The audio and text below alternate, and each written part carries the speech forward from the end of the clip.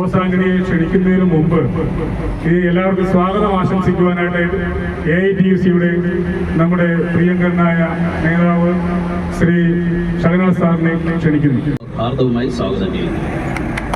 സമരസമിതിയുടെ chairman, വെപ്കോ employees association AITUC-യുടെ ജില്ലാ president കൂടിയായ Shri Mukesh, staff ഓർഗനൈസേഷന്റെ സംസ്ഥാന ജനറൽ സെക്രട്ടറി, പ്രിയപ്പെട്ട സുഹൃത്തു കൂടിയായ ശ്രീ രാകേഷ് സാർ, സംയുക്ത സമരസമിതിയുടെ കൺവീനർ ശ്രീ ഷഹനാസ് സാർ, ഇവിടെ കൂടിയിട്ടുള്ള INTUC-യുടെയും AITUC-യുടെയും പ്രിയപ്പെട്ട നേതാക്കന്മാരെ, സുഹൃത്തുക്കളെ, സഹപ്രവർത്തകർ, ഇന്ന് നമ്മൾ ഈ കരിദിനം ആചരിക്കുന്നതിൻ്റെ കാര്യങ്ങൾ നമ്മൾ ഇവിടെ വിശദീകരിച്ചു കഴിഞ്ഞു. ഇടിവെട്ടേറ്റവനെ പാമ്പ് കടിച്ച് എന്നുള്ളൊരു അവസ്ഥയിലാണ് ഇന്ന് ബിവറേജ് കോർപ്പറേഷനിലെ ജീവനക്കാർ. നമ്മൾ 5 വർഷമായി നിരന്തരമായ സമരത്തിലാണ്. ബിവറേജ് കോർപ്പറേഷന്റെ ചരിത്രത്തിൽ ഇന്നുവരെ ഇതുപോലൊരു സമരം കണ്ടിട്ടില്ല. നിരന്തരമായ സമരങ്ങൾ, മന്ത്രിമന്ദിരത്തിലേക്ക് സമരം നടത്തുന്നു, സംസ്ഥാന സെക്രട്ടേറിയറ്റിലേക്ക് നിരന്തരമായി സമരം നടത്തുന്നു, വെപ്കോയുടെ ആസ്ഥാന മന്ദിരത്തിലേക്ക് സമരം നടത്തുന്നു, പല ദിവസങ്ങളിലായി കരിദിനാചരണങ്ങൾ നടക്കുന്നു. പക്ഷേ ഈ സമരങ്ങൾക്കെല്ലാം നേരെ മുഖം തിരിക്കുന്ന ഗവൺമെന്റിന്റെ നിലപാടാണ് നമ്മൾ കണ്ടുവരുന്നത്. നമ്മുടെ ഷോപ്പ് അലവൻസ് വെട്ടിക്കുറച്ച നടപടിക്കെതിരെയാണ് ഇപ്പോൾ ഏറ്റവും ഒടുവിൽ നമ്മൾ സമരം ചെയ്യുന്നത്. ആ സമരത്തിൽ നിന്ന് മുക്തനാവുന്നതിന് മുമ്പ് തന്നെ അടുത്ത ഈ സ്ഥാപനത്തിനെ തന്നെ ഉന്മൂലനം ചെയ്യുന്ന ഒരു നടപടിയുമായി ഈ സംസ്ഥാന ഗവൺമെന്റ് മുന്നോട്ട് വന്നിരിക്കുകയാണ്. തൊഴിലാളി വർഗ പാർട്ടിയുടെ യുവ നേതാവ് ഭരിക്കുന്ന ഒരു ഡിപ്പാർട്ട്മെന്റിലാണ് നമ്മൾ ജോലി ചെയ്യുന്നത്. അവിടെയാണ് ഈ തൊഴിലാളി ദ്രോഹങ്ങൾ ദിനം പ്രതി, ഇന്ന് നാളെ എന്താണ് ഓർഡർ വരുന്നതെന്ന് അറിയാൻ വയ്യാത്ത ഒരു സ്ഥിതിയിലാണ് ജീവനക്കാർ. നാളെ നേരം വെളുക്കുമ്പോഴേക്ക് ഇനി അടുത്ത ഉത്തരവ് എന്താണ് വരുന്നതെന്ന് അറിയാൻ വയ്യ. അത്ര ആശങ്കയിലാണ് ഇവിടുത്തെ ജീവനക്കാർ. നിരന്തരമായി പീഡിപ്പിക്കപ്പെടുന്നു. ഓരോ ദിവസവും വിചിത്രമായ ഓർഡറുകൾ ഇറക്കി. ഇപ്പൊ ഏറ്റവും ഒടുവിൽ വന്ന MD വന്നതിന് ശേഷം വിചിത്രമായ ഓർഡറുകൾ, പഞ്ചിങ് സംവിധാനം കൊണ്ടുവരുന്നു. അത് പരാജയമാണെന്ന് അവർക്കും ബോധ്യമായി, ജീവനക്കാർക്കും ബോധ്യമായി. തെറ്റിദ്ധരുത്താൻ തയ്യാറല്ല. ഷിഫ്റ്റ് സമ്പ്രദായം കൊണ്ടുവരുന്നു. INTUC-യുടെ നേതൃത്വത്തിൽ അതിശക്തമായ സമരങ്ങൾ നടത്തി. ആ ഷിഫ്റ്റ് സമ്പ്രദായത്തിൽ നിന്ന് അവർക്ക് പിന്നോക്കം പോകേണ്ടി വന്നു. എങ്കിലും ഞാൻ പിടിച്ച മുയലിന് 4 കൊമ്പെന്ന് പറയുന്ന രീതിയിൽ അതിപ്പോഴും നിലനിൽക്കുകയാണ്. അത് നടപ്പാക്കിയവർക്കും അറിയാം, അതിൽ ജോലി ചെയ്യുന്നവർക്കും അറിയാം ഇത് പരാജയമാണ്. പക്ഷെ അത് തിരുത്താൻ അവർ തയ്യാറാണ്. അടുത്തതായാണ് ഈ ബിവറേജ് കോർപ്പറേഷന്റെ മാനേജ്മെന്റ് ഈ അഡീഷണൽ അലവൻസ് 600 രൂപയായി വർദ്ധിപ്പിക്കണം എന്ന് ആവശ്യപ്പെട്ടുകൊണ്ട് ഗവൺമെന്റിലേക്ക് ഒരു കത്ത് കൊടുക്കുന്നു. നമ്മൾ ഓരോ ദിവസവും ഇങ്ങനെ കാത്തിരിക്കുകയാണ്. ഈ ഉത്തരവ് ഉടൻ വരും. വരാതിരുന്ന് നമ്മൾ സമരങ്ങൾ ആരംഭിച്ചു. പക്ഷേ അപ്പോഴും വളരെ മൗനം പാലിച്ച ചില ഈ ഭരണാനുകൂല സംഘടനകളുണ്ട്, അവരുടെ നേതാക്കന്മാരുണ്ട്. വർദ്ധിപ്പിച്ചു തരണമെന്ന് സമരം ചെയ്തു. 600 രൂപയായി വർദ്ധിപ്പിക്കണമെന്ന് മാനേജ്മെന്റ് ആവശ്യപ്പെട്ട് ഗവൺമെന്റിലേക്ക് അയച്ചു. പക്ഷെ അത് വെട്ടിക്കുറച്ചുകൊണ്ടുള്ള ഒരു വിചിത്രമായ ഓർഡറാണ്. അതായത് ഇത് കൂട്ടിത്തരണമെന്ന് പറഞ്ഞ തൊഴിലാളികളെ വെല്ലുവിളിക്കുന്ന ഒരു നടപടിയിലേക്കാണ് ഈ ഗവൺമെന്റ് പോകുന്നത്. അത് തിരുത്തിക്കാൻ അല്ലെങ്കിൽ മാനേജ്മെന്റ് തീരുമാനിച്ചു കൊടുത്ത ഒരു ഉത്തരവ് നടപ്പിലാക്കിക്കാൻ ഈ മാനേജ്മെന്റിനെ കൊണ്ട് കഴിയുന്നില്ല. അവർക്കതിന്റെ ആവശ്യമില്ല. ഇവിടുത്തെ മാനേജ്മെന്റ് ആരാണ്? മാനേജ്മെന്റ് ഇപ്പൊ താണ്ടെ പുതിയൊരു ചെയർമാനെ കൊണ്ടുവന്നിരിക്കുന്നു പോലീസിൽ നിന്ന്, MD പോലീസിൽ നിന്നാണ്, അതല്ലെങ്കിൽ അതിന്റെ GM ഗവൺമെന്റ് സെക്രട്ടേറിയറ്റിൽ നിന്നാണ്, IA എങ്ങനെയാണ്, അവരൊക്കെയാണ് ഇത് തീരുമാനിക്കുന്നത്. അവർക്കൊന്നും നഷ്ടപ്പെടാനില്ല. ഇവിടുത്തെ പോലീസ് ഡിപ്പാർട്ട്മെന്റ് നഷ്ടത്തിൽ ഓടുന്ന ഒരു സ്വകാര്യ കമ്പനിയല്ല. അവർക്ക് നാളെ അവരുടെ ഡിപ്പാർട്ട്മെന്റിലേക്ക് പോവാം. ഈ അടുത്ത സമയത്ത് നിങ്ങളൊക്കെ ശ്രദ്ധിച്ചിട്ടുണ്ടാവും, എറണാകുളത്ത് നമ്മുടെ MD പോലീസിന് 16 ഇലക്ട്രിക് സ്കൂട്ടറുകൾ കൈമാറി. അവർ ഫ്ലാഗ് ഓഫ് ചെയ്യുന്നു, പത്രത്തിൽ പടങ്ങൾ വരുന്നു. ഇതിനൊന്നും നമുക്ക് തർക്കമില്ല. അതിനുള്ള ഫണ്ടുണ്ട്, അവർക്ക് കൊടുത്തോട്ടെ. പക്ഷെ ഈ വാർത്ത കണ്ട ജീവനക്കാർ നെഞ്ചത്ത് കൈവച്ചു. അവർ ആരെങ്കിലും ഒന്ന് പ്രാഗിയെങ്കിൽ അവരെ കുറ്റം പറയാൻ പറ്റും. നമുക്ക് നിരവധിയായ പ്രശ്നങ്ങളുണ്ട്. അടിസ്ഥാന സൗകര്യങ്ങൾ പോലും ഇല്ലാത്ത ഓരോ ഷോപ്പിലാണ് നമ്മൾ ജോലി ചെയ്യുന്നത്. ഒരു ദിവസം 1.5 ദിവസത്തെ ജോലി ചെയ്യുന്ന ജീവനക്കാർ 12 മണിക്കൂർ വരെയാണ് ജോലി. ഒരു ദിവസം 1.5 ദിവസത്തെ ജോലി ചെയ്യുകയാണ്. അടിസ്ഥാന സൗകര്യങ്ങളില്ലാത്ത പല ഷോപ്പുകളിലും. ഞാൻ വളരെ ശബ്ദം താഴ്ത്തി ഒരു കാര്യം പറയാം. 3.5 വർഷമായി ഞാൻ ജോലി ചെയ്യുന്ന ഒരു ഷോപ്പിന്റെ മാവിൻ ചുവട്ടിലാണ് മൂത്രമൊഴിക്കുന്നത്. അതിന് പോലുമുള്ള അടിസ്ഥാന സൗകര്യം അവിടെയില്ല. എന്റെ ഷോപ്പിൽ ജോലി ചെയ്ത ജീവനക്കാർ ഇവിടെയുണ്ട്, വനിതാ ജീവനക്കാർ ഉൾപ്പെടെയുണ്ട്. അവർ ഈ ഷോപ്പിന്റെ പിൻവാതിലൂടെ പുറത്തേക്ക് വരണമെങ്കിൽ അവർ ഒരുതരം ശബ്ദം ഉണ്ടാക്കും. പണ്ട് നമ്മുടെ നാട്ടിൻപുറത്ത് കാട്ടിൻകടയിൽ കൂടെ പോകുമ്പോൾ വന്യമാർ പറയും ശബ്ദം ഉണ്ടാക്കിയിട്ട് പാമ്പുണ്ടാക്കി ഓടിപ്പോവാനാ. ഒന്നിൽ ചുമയ്ക്കും. അവർക്ക് ചുമ വന്നിട്ടല്ല, നമുക്കറിയാം അവർക്ക് ചുമ വന്നിട്ടല്ല. ഇവന്മാർ മാവിന്റെ വീട്ടിൽ കാര്യം സാധിക്കുന്നെങ്കിൽ അതൊരു മുന്നറിയിപ്പായിക്കോട്ടെ. ആ അവസ്ഥയിൽ നമ്മൾ സമരം ചെയ്തില്ല. അവിടെ മൂത്രപ്പുര വേണമെന്ന് പറഞ്ഞ്, ശൗചാലയം വേണമെന്ന് പറഞ്ഞിട്ട് നമ്മളെ ഈ ഓഫീസിന്റെ മുന്നിലേക്ക് സമരം ചെയ്തില്ല. നമുക്ക് വേണ്ട ആ മാവിന് പരാതി ഇല്ലാത്തടത്തോളം കാലം നമ്മൾ അവിടെ തന്നെ സാധിച്ചു. നമുക്ക് പരാതിയില്ല. പക്ഷേ അതൊന്നും അപ്പോഴാണ് 16 ഇലക്ട്രിക് സ്കൂട്ടറുകൾ MD പോലീസ് ഡിപ്പാർട്ട്മെന്റ് കൊടുത്തു.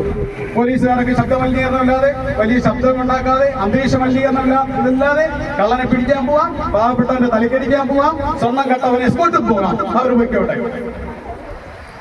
അവിടെയാണ് ജീവനക്കാരെ ഇങ്ങനെ ദ്രോഹിക്കുന്നത്. ഏറ്റവും ഒടുവിൽ അടുത്ത ഓർഡർ വന്നിരിക്കുകയാണ്. ഗ്യാലനേജ് ഫീ വർദ്ധിപ്പിക്കുന്നു. 5 പൈസയിൽ കടന്ന ഗ്യാലനേജ് ഫീ 10 രൂപയായി വർദ്ധിപ്പിക്കുന്നു. ശരിയാണ്, അങ്ങനെ ഒരു അബ്കാരി ആക്ട് ഉണ്ട്, നിയമമുണ്ട്. 5 രൂപ മുതൽ 10 രൂപ വരെ ഈടാക്കാം. അതാത് ഗവൺമെന്റുകൾക്ക് തീരുമാനിക്കാം. ഗവൺമെന്റ് 5 പൈസ കടന്ന് 10 രൂപയിലേക്ക് വർദ്ധിപ്പിച്ചു. 186 കോടി രൂപ ലാഭത്തിൽ വന്നുകൊണ്ടിരുന്ന ഈ സ്ഥാപനം ഇനി മുതൽ 100, 120, 126 കോടി നഷ്ടത്തിലേക്ക് കൂപ്പുകുത്താൻ പോകുന്നു. ഒരു 3 വർഷം 100 രൂപ കോടി നഷ്ടത്തിൽ ഒരു പൊതുമേഖലാ സ്ഥാപനം ഇവിടെ നടന്നാൽ ഇവിടുത്തെ ഈ ജീവനക്കാരുടെ സ്ഥിതി എന്താവും എന്ന് ഇവിടുത്തെ ഏതെങ്കിലും ഭരണാനുകൂല സംഘടനാ നേതാക്കന്മാർ ആലോചിക്കുന്നുണ്ടോ? എന്തുകൊണ്ട് അവരിത് ഗൗരവമായി എടുക്കുന്നില്ല? പ്രിയപ്പെട്ട നേതാക്കന്മാരോട് എനിക്കൊരു കാര്യമേ പറയാനുള്ളൂ. ചുവരുണ്ടെങ്കിലേ ചിത്രം എഴുതാൻ സാധിക്കുകയുള്ളൂ. എപ്പോഴും ആസ്ഥാന മന്ദിരത്തിരുന്നുണ്ട് ഭരണചക്രം ഇങ്ങനെ തിരിച്ചുകൊണ്ടിരിക്കുന്ന ഒരു സംഘടനാ നേതാവുണ്ട്. ആ നേതാവ് ഇത്തരം സമരങ്ങളെ വളരെ പുച്ഛത്തോടെയാണ് കാണുന്നത്. ഇത്തരം സമരങ്ങൾക്കെതിരെ അദ്ദേഹം ചില കുറിപ്പുകൾ എഴുതുന്നു. ഒരു കാര്യം മനസ്സിലാക്കണം, എല്ലാ നാളും അങ്ങനെ അവിടെ ഇരുന്ന് ഈ ചക്രം തിരിക്കാൻ കഴിയില്ല. 6 മാസം കഴിഞ്ഞോട്ടെ ആ ഭരണചക്രം തിരിക്കാൻ ഞങ്ങൾ വേറെ ആണുങ്ങളെ ഏൽപ്പിക്കും എന്നുള്ള കാര്യം കൂടി ആ നേതാവിനെ ഓർമ്മിപ്പിക്കുവാൻ ഞാൻ ഓർമ്മിപ്പിക്കുകയാണ്. ഞാൻ ദീർഘിപ്പിക്കുന്നില്ല. ഈ സമരത്തിൽ പങ്കെടുത്ത മുഴുവൻ ആൾക്കാരെയും അഭിവാദ്യം ചെയ്തുകൊണ്ട് ഞാൻ നിർത്തുന്നു. നന്ദി, നമസ്കാരം. ഇത് ഉദ്ഘാടനം ചെയ്യാൻ പ്രഖ്യാപിച്ചുകൊണ്ട് നിർത്തുന്നു. നന്ദി, നമസ്കാരം. അടുത്തതായി നമ്മുടെയൊക്കെ പ്രിയങ്കരനായ ശ്രീ രാകേഷ് അവരുടെ നിഷേധിക്കപ്പെടുന്ന ഒരു രീതി കണ്ടുവരുന്നത്. അതിന്റെ കൂടെയാണ് ഇപ്പോൾ ഇവിടെ പറഞ്ഞ പോലെ ഗ്യാലനേജ് ഫീ. 5 പൈസയിൽ കടന്നിരുന്ന ഗ്യാലനേജ് ഫീ 1 ലിറ്ററിന്, അതായത് ഈ വെയർഹൗസിന്റെ ഈ പടി കടന്നു പോകുന്നതിന് 1 ലിറ്ററിന് ഏകദേശം 10 രൂപയായി വർദ്ധിപ്പിച്ചുകൊണ്ട് ഏകദേശം 1 ലിറ്ററിന്റെ പുറത്ത് 2000 ഇരട്ടി നികുതിയാണ് ഏർപ്പെടുത്തിയിരിക്കുന്നത്. നമ്മുടെ സ്ഥാപനത്തെ സംബന്ധിച്ചിടത്തോളം അറിയാം, ഏറ്റവും ലാഭത്തിൽ പ്രവർത്തിക്കുന്ന KSF കഴിഞ്ഞാൽ 2ാം സ്ഥാനത്ത് റൺ ചെയ്തുകൊണ്ടിരിക്കുന്ന സംസ്ഥാന സർക്കാരിന്റെ ഖജനാവിലേക്ക് ഏകദേശം വർഷം 19,000 കോടി നമുക്ക് വിറ്റുവരവുള്ള ഒരു സ്ഥാപനത്തിനെയാണ് 125 കോടി രൂപ നഷ്ടത്തിലേക്ക് ഈ മാസം കൊണ്ടെത്തിക്കുന്നത് ഈ കരിനിയമത്തിലൂടെ. നമ്മൾ ഏവരും മനസ്സിലാക്കേണ്ട ഒരു കാര്യം, ഇതിന് തൊട്ട് പുറമെ ഒരു ശമ്പള പരിഷ്കരണം, എല്ലാ 5 വർഷം കൂടുമ്പോഴും നടപ്പിലാക്കുന്ന ഒരു ശമ്പള പരിഷ്കരണം ഇതിന് തൊട്ട് പുറമെ വരുന്നുണ്ട്.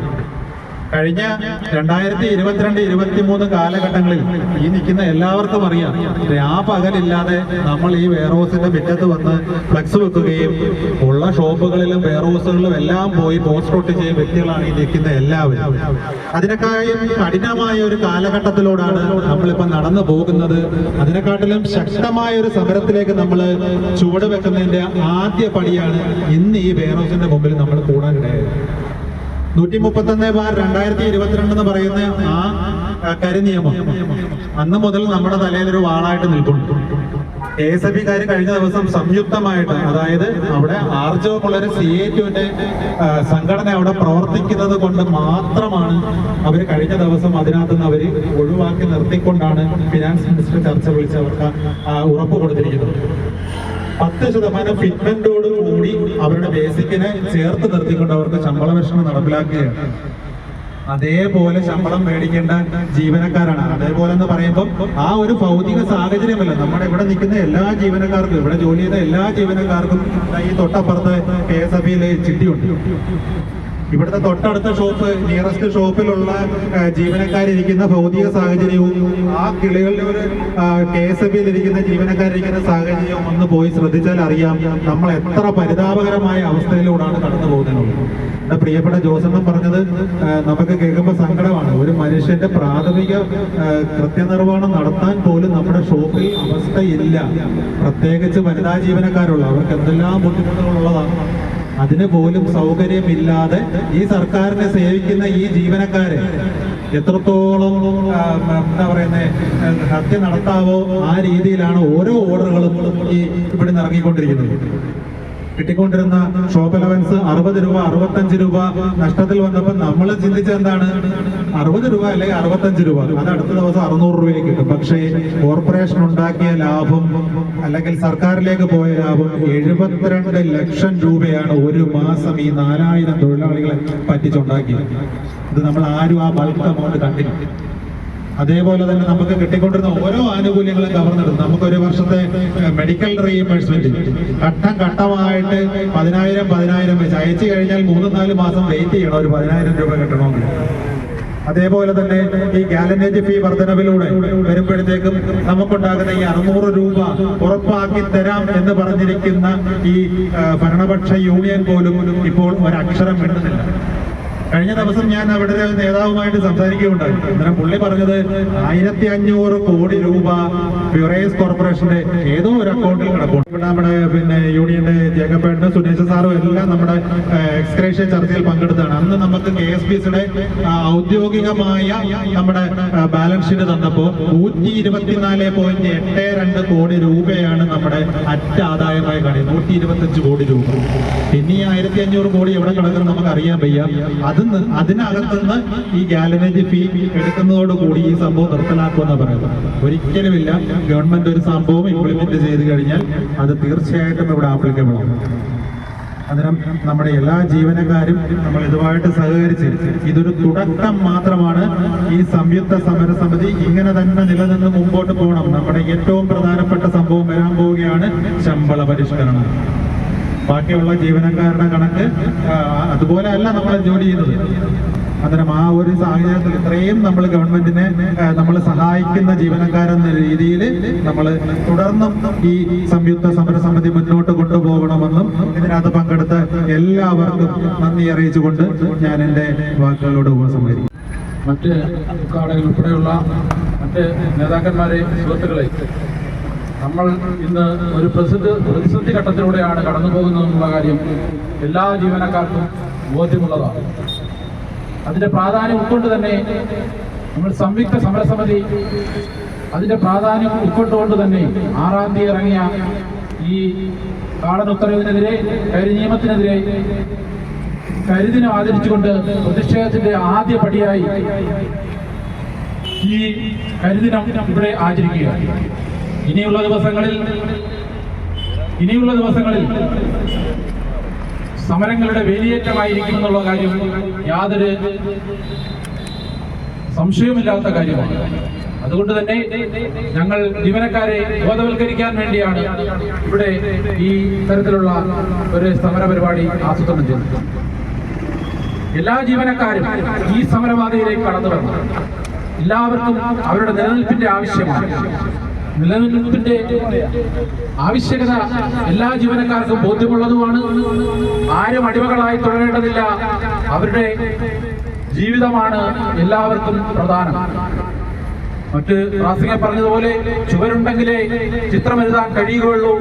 അങ്ങനെയുള്ള ഒരു ചുവർ ഇവിടെ ഉണ്ടാവണം എന്ന് ആഗ്രഹിക്കുന്ന എല്ലാ ജീവനക്കാരും ഈ ധർമ്മ സമരത്തിന് പിന്തുണ അറിയിച്ചുകൊണ്ട് മാനസികമായും മറ്റുള്ള തരത്തിലുള്ള എല്ലാ സഹകരണങ്ങളും ചെയ്തുകൊണ്ട് ഞങ്ങളോടൊപ്പം നിൽക്കണമെന്ന് ഒരിക്കൽ കൂടി ഇവിടെ അഭ്യർത്ഥിച്ചുകൊണ്ട് ഈ സമരത്തിൽ പങ്കെടുത്ത എല്ലാ ജീവനക്കാർക്കും ഒരിക്കൽ കൂടി അഭിവാദ്യം അർപ്പിച്ചുകൊണ്ട് ഞാൻ എൻ്റെ വാക്കുകൾ ഉപസരിക്കുന്നു.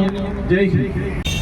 ഈ കേരളത്തിൽ ഏറ്റവും കൂടുതൽ ലാഭം ഉണ്ടാക്കി കൊടുക്കുന്ന ഒരു കോർപ്പറേഷൻ, അതിലെ ജീവനക്കാർ ഈ 11 മണിക്കൂർ കഷ്ടപ്പെട്ട് ജോലി ചെയ്ത് അവരുടെ കഷ്ടപ്പാട് ഇവിടെ എല്ലാവരും പറഞ്ഞു കഴിഞ്ഞു. വീണ്ടും വീണ്ടും ആവർത്തിക്കുന്നത് നമുക്ക് തന്നെ അറിയാം, അതുകൊണ്ട് വീണ്ടും വീണ്ടും പറയുന്നില്ല. എത്രത്തോളം കഷ്ടപ്പെട്ടാണ് ഈ കേസിൻ്റെ ഇടയിലും പൊടിയുടെ ഇടയിലും ഇരിക്കാൻ പോലും കസേര പോലും ഇല്ലാതെ കേസിൻ്റെ പുറത്തും ഒക്കെ മാറി മാറി നമ്മൾ ഇരുന്നിട്ടാണ് നമ്മുടെ ഒരു ദിവസത്തിന്റെ പകുതി മുക്കാൽ ഭാഗവും നമ്മൾ ഷോപ്പിൽ ചിലവഴിക്കുന്നത്. നമ്മളെ വീട്ടില് നമുക്ക് കുടുംബവും മക്കളും ഒന്നും ഇല്ലാത്ത ആ രീതിയിലാണ് നമ്മൾ ജീവിച്ചു പോകുന്നത്. രാവിലെ ഇറങ്ങി പോകുന്നു, രാത്രി 11 മണിക്ക് വീട്ടിൽ കയറി വരുന്നു. മക്കളുടെ മുഖം പോലും നേരെ ചൊവ്വയൊന്ന് കാണാൻ പോലും പറ്റുന്നില്ല. അതുകൊണ്ട് തന്നെ നമുക്ക് വരുന്ന ഈ ഫെസ്റ്റിവൽസ്, കേരളത്തിന്റെ ദേശീയ ഉത്സവമായ ഓണം പോലും നേരെ ചൊവ്വയൊന്ന് കൊള്ളാൻ പോലുള്ള ഒരു എവിടെ നമ്മൾ ഈ ജോലിക്ക് കയറിയതിനു ശേഷം ഓണം എന്താന്ന് പോലും അറിയാത്ത, ഓണക്കോടി ഉടുക്കാതെ പോലും ഓണം കഴിഞ്ഞിട്ടായിരിക്കും പോയി ഓണക്കോടി വാങ്ങിക്കുന്നത്. അത്രത്തോളം കഷ്ടപ്പെട്ട് പണിയെടുത്ത് ഇത്രയും ലാഭം ഉണ്ടാക്കി കൊടുക്കുന്ന ഒരു കോർപ്പറേഷന് ജോലി ചെയ്യുന്ന നമുക്ക് അവരുടെ ശമ്പളത്തിന് വേണ്ടി ആ സ്ഥാപനത്തിന് മുന്നിൽ ഇങ്ങനെ ഒരു കൊടി കുത്തി നിൽക്കേണ്ടി വന്നു കഴിഞ്ഞെന്ന് പറഞ്ഞാൽ അത് ഏറ്റവും വലിയ പരാജയമാണ്. പരാജയം എന്ന് പറഞ്ഞാൽ ഈ സർക്കാരിന്റെയും ഈ അധികാരത്തിലെ ഈ നേതാക്കന്മാരും തലപ്പത്തിരിക്കുന്ന ഉദ്യോഗസ്ഥരുടെയും അവരുടെ ഏറ്റവും വലിയ പരാജയമാണ്. അവരുടെ തൊഴിലാളികൾ ഇതിനു മുമ്പിൽ ഇങ്ങനെ ഒരു കൊടി പിടിച്ച് ശമ്പളത്തിന് വേണ്ടി സമരം ചെയ്യേണ്ടി വരുന്നത്. നേതാക്കന്മാരെ, സഹപ്രവർത്തകരെ, നമ്മുടെ ഈ സംയുക്ത സമരസമിതിയുടെ ഭാഗമായിട്ട് ആദ്യ ദിനം നമ്മൾ ഒക്ടോബർ 29-ാം തീയതി ഹെഡ് ഓഫീസിലേക്ക് മാർച്ചും ധർണയും നടത്തുകയുണ്ടായി. ഇന്നിതാ ഈ വെയർഹൗസിന്റെ മുമ്പിൽ നമ്മൾ ഈ കരിദിനം ആചരണത്തിന്റെ ഉദ്ഘാടനം കൂടി ഇവിടെ ചെയ്യേണ്ടി വന്നിരിക്കുന്നു. ഇന്നത്തെ ദിവസത്തിന്റെ പ്രാധാന്യം എന്താണെന്ന് നിങ്ങൾക്കറിയാം, എല്ലാവർക്കും അറിയാം. ഗാലനേജ് ഫീ അതിന്റെ ഗവൺമെന്റ് ഓർഡർ വന്നിരിക്കുന്ന വിധം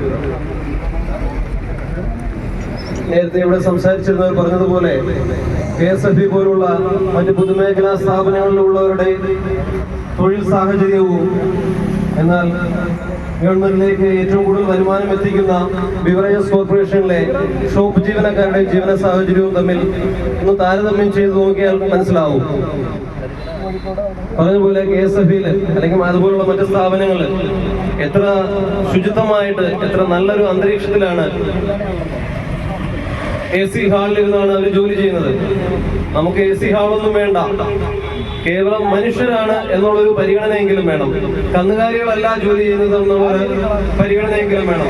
എന്നാൽ അതുപോലും ഇല്ലാത്തൊരു വളരെ വൃത്തിഹീനമായ ഒരു സാഹചര്യത്തിലേക്കാണ് നമ്മുടെ ഷോപ്പുകളെ നയിച്ചുകൊണ്ടിരിക്കുന്നത്. നമ്മുടെ ഷോപ്പുകളെ ആക്രി കടകൾക്ക് തുല്യമാക്കുന്ന രീതിയിലാണ് കാലിക്കുപ്പി ശേഖരിക്കണമെന്നുള്ള ഓർഡറുകൾ കൊണ്ടുവന്നിരിക്കുന്നത്. അതുപോലെ അപ്രായോഗികമായിട്ടുള്ള ഈ ഷിഫ്റ്റ് സമ്പ്രദായം, മതിയായ ജീവനക്കാരെ പോലും വിന്യസിക്കാതെ ഉള്ള ജീവനക്കാരെ വെച്ചുകൊണ്ട് ഷിഫ്റ്റ് സമ്പ്രദായം ഏർപ്പെടുത്തുക. എന്താണ് ഇതിന്റെ പിന്നില്? ജീവനക്കാരുടെ ഷോപ്പ് അലവൻസ് കട്ട് ചെയ്യുക എന്നുള്ളത്. അതുപോലുള്ള ഒരുപാട് പ്രവർത്തനങ്ങൾ ഈ മാനേജ്മെന്റിന്റെ ഭാഗത്തു നിന്നും സർക്കാരിന്റെ ഭാഗത്തു നിന്നും നിരന്തരം ഉണ്ടായിക്കൊണ്ടിരിക്കുകയാണ്. ഈ മാനേജ്മെന്റും സർക്കാരും ഒരു പരാജയമാണെന്നുള്ളത് ഇതിൽ കൂടുതൽ വേറെ എന്ത് തെളിവുകളാണ് വേണ്ടുന്നത്? മുമ്പ് ഏതെങ്കിലും ഒരു സാഹചര്യത്തിൽ ഇതേപോലെ ദിനം പ്രതി സമരം ചെയ്യേണ്ടി വന്ന അവസരങ്ങൾ ഉണ്ടായിട്ടുണ്ടോ?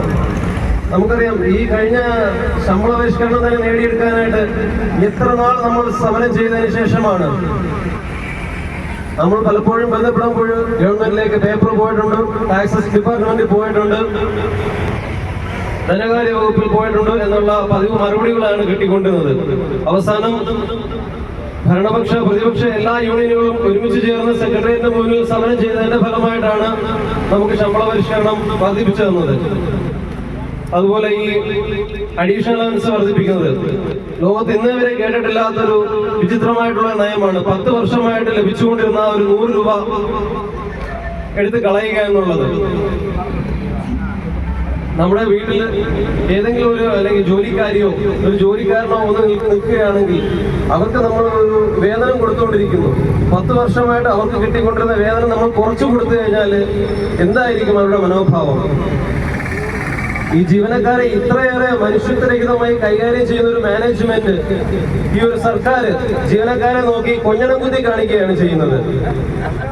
നേരത്തെ പറഞ്ഞ പോലെ KSFB പോലുള്ള പൊതുമേഖലാ സ്ഥാപനങ്ങൾ, അവിടെയുള്ള ജീവനക്കാരെ അവർക്ക് കൊടുക്കുന്ന വില, എന്നാൽ ഈ പകലന്തിയോളം ഷോപ്പിൽ കിടന്ന് കഷ്ടപ്പെടുന്ന നമുക്ക് തരുന്ന വില എന്താണെന്നുള്ളത് ഗവൺമെന്റിന് നന്നായിട്ട് അറിയാം.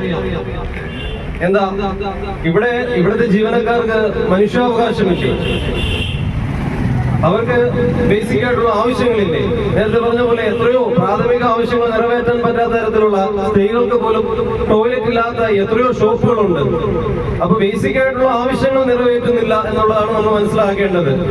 അതിനിടയിലാണ് ഇതുപോലെ നമ്മുടെ ജീവിത സാഹചര്യത്തെ ബുദ്ധിമുട്ടിക്കുന്ന രീതിയിലുള്ള നമ്മുടെ ബേസിക് ആയിട്ട് വേണ്ടുന്ന നമ്മുടെ അവകാശങ്ങൾ, നമ്മുടെ സാലറി കൂടുതലൊന്നുമല്ല നമ്മൾ ചോദിക്കുന്നത്. നമുക്ക് കിട്ടിക്കൊണ്ടിരിക്കുന്ന ആ ഒരു ആനുകൂല്യം അതിനെ തടഞ്ഞു വെക്കുക, അതിനെ എടുത്തു കളയുക എന്ന് പറയുമ്പോഴത്തേക്ക് ഇതിനെ പകൽ കൊള്ള എന്നേ പറയാൻ പറ്റും. പരിഗണിക്കാതെ കിട്ടിക്കൊണ്ടിരിക്കുന്ന നമ്മുടെ അലവൻസ് പോലും, എന്തിനാ പച്ച മലയാളത്തിൽ പറയുകയാണെങ്കിൽ പിച്ചച്ചട്ടിയിൽ കൈയിട്ട് വാരുക എന്നുള്ള ആ ഒരു സമീപനമാണ് ഇപ്പോഴത്തെ ഗവൺമെന്റ് ചെയ്യുന്നത്. ഇഷ്ടപ്പെടുന്ന അവരെ മനസ്സിൽ ഉദ്ദേശിക്കുന്ന കാര്യങ്ങൾ ഇവിടെ ഇംപ്ലിമെന്റ് ചെയ്യുകയാണ്.